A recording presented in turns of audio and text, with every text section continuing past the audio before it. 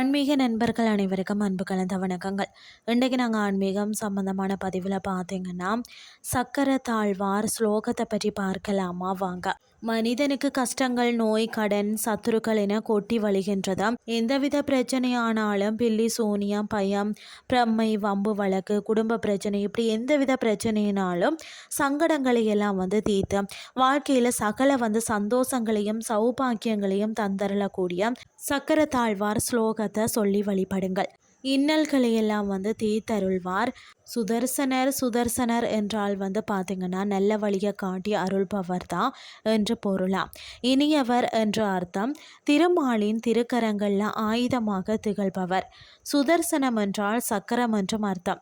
இந்த சக்கரம் நல்வழி காட்டக்கூடியது, உலகை ஊய்விக்கக்கூடியது. மகாவிஷ்ணுவின் வலது திருக்கரத்தில் இருந்தபடி உலகத்து ஜீவராசிகளை எல்லாம் வாழ்வதற்கு அருள் செய்யக்கூடிய வலிமை மிக்கதா. புதன்கிழமைகளையும் சனிக்கிழமைகளையும் பெருமாளை வழிபடுவதும் சக்கர தாழ்வார வழிபடுவதும் மிகுந்த பலனை தந்தருளும். தமிழகத்தில் பெரும்பான்மையான பெருமாள் கோவில்களில் சக்கர தாழ்வாருக்கு தனி சந்நிதி இருக்கிறது.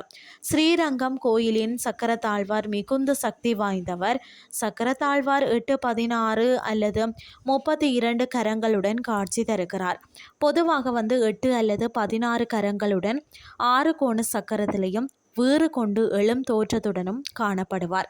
சக்கர தாழ்வார வணங்கும் பக்தர்களுக்கு அவர் ஒரு அடி முன் வைத்தால் சக்கர தாழ்வார் 2 அடி முன் வைத்து அருள் புரிவார் என்பதுதான் ஐதீகம். சக்கர தாழ்வார மனமுருகி நம்பிக்கையுடன் வழிபடுவதால் சகல நன்மைகளையும் பெற்று இன்பமாக வாழலாம். இன்றைய ஆன்மீகம் சார்ந்த பதிவு உங்களுக்கு பிரயோசனமாக அமைஞ்சிருக்கும்னு சொல்லி நானும் நம்புகிறேன். இதே மாதிரி மற்றொரு ஆன்மீகம் சார்ந்த பதிவோடு உங்களை சந்திக்கிறேன். நன்றி.